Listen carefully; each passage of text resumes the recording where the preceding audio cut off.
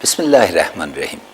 Ambassador, Excellencies, distinguished members of State of Qatar, ladies and gentlemen, thank you for the opportunity to engage with the Brookings community, of which I still count myself as a member, in the U.S. Islamic World Forum on the theme of changing assumptions.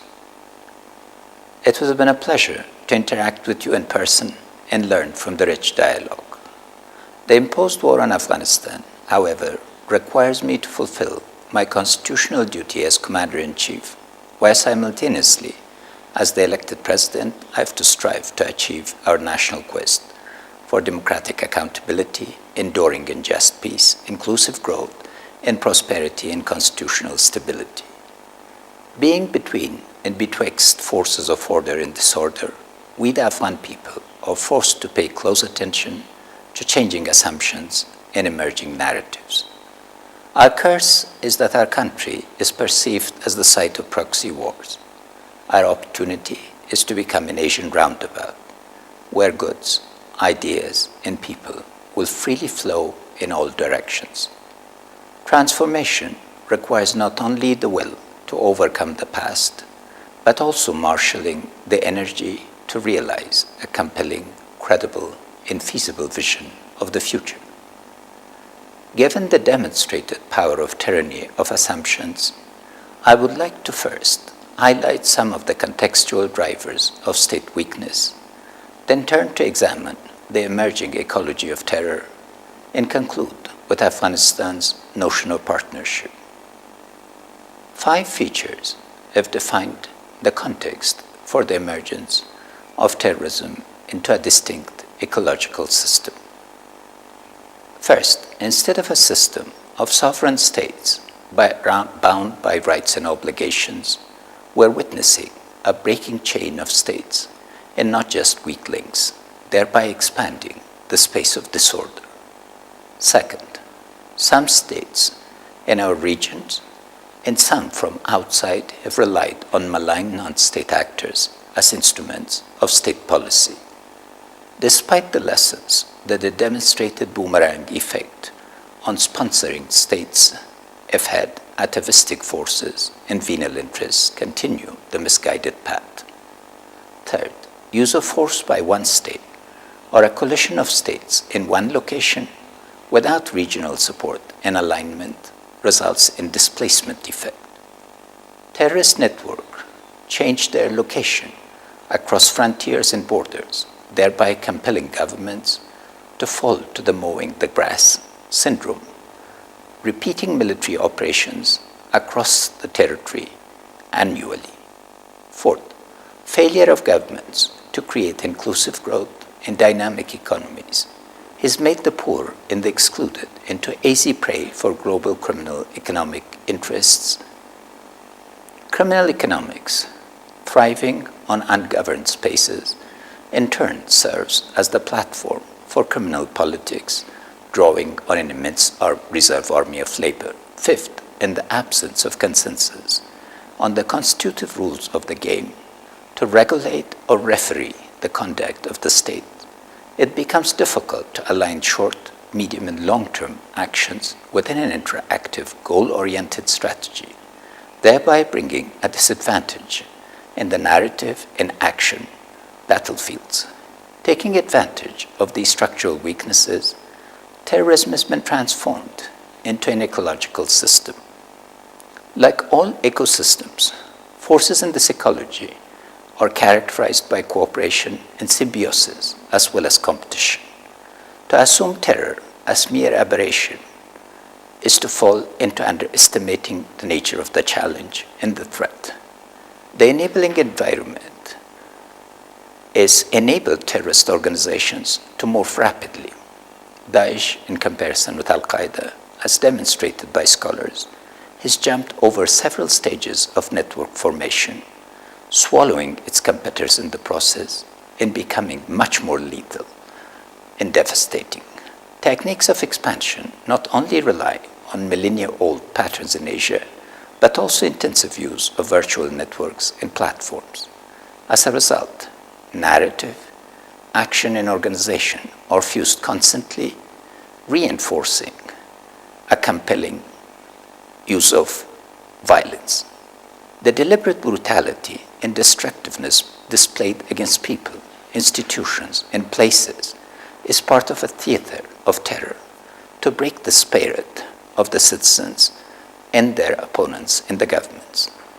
Afghanistan's prominence in the narrative of terror is multidimensional, as our medieval past, our success against the Russian army, and our location for launching ground for attacks against all our neighbors from India to China and Russia, the Arab Islamic world, and the international community make us a primary target.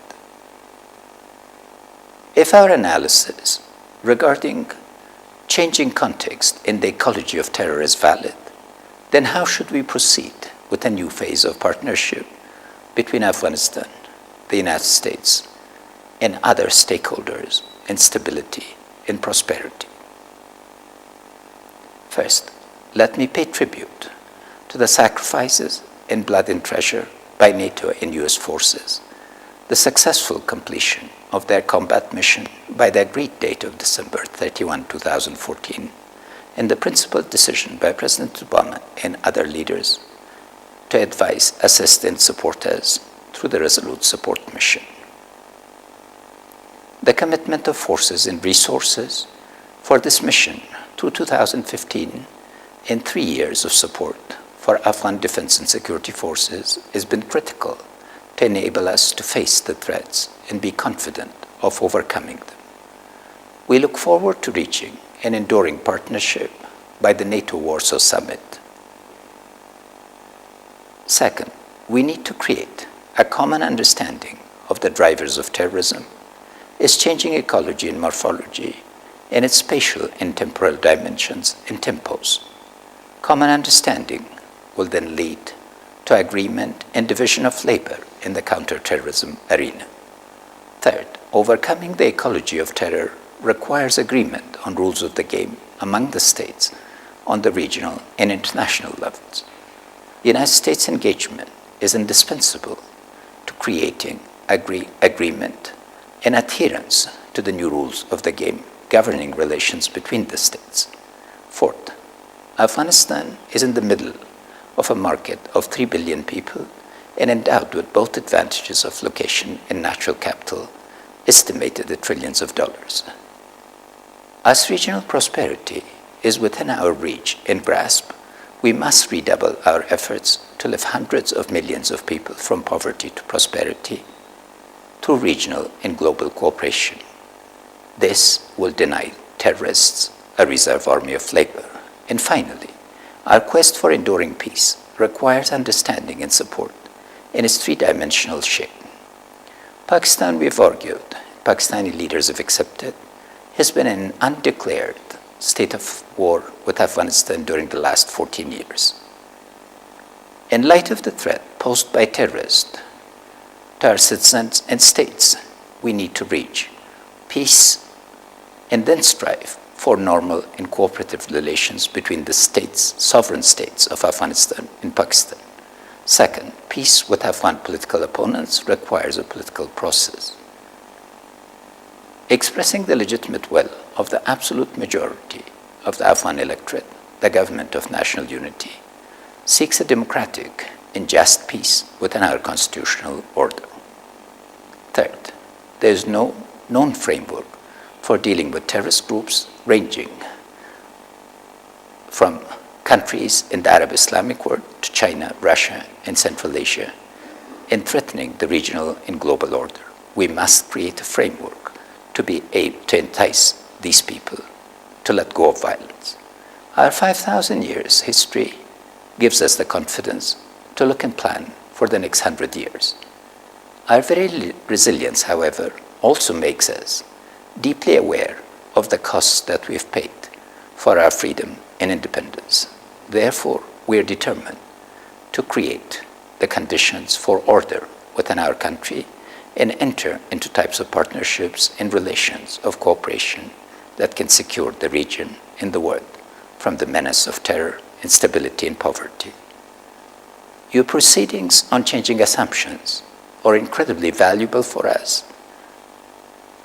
For if we manage to create consensus on a set of assumptions that would enable us to tackle short, medium, and long-term actions within an agreed framework of strategy and common approach, the use of force and resources will yield multiple results.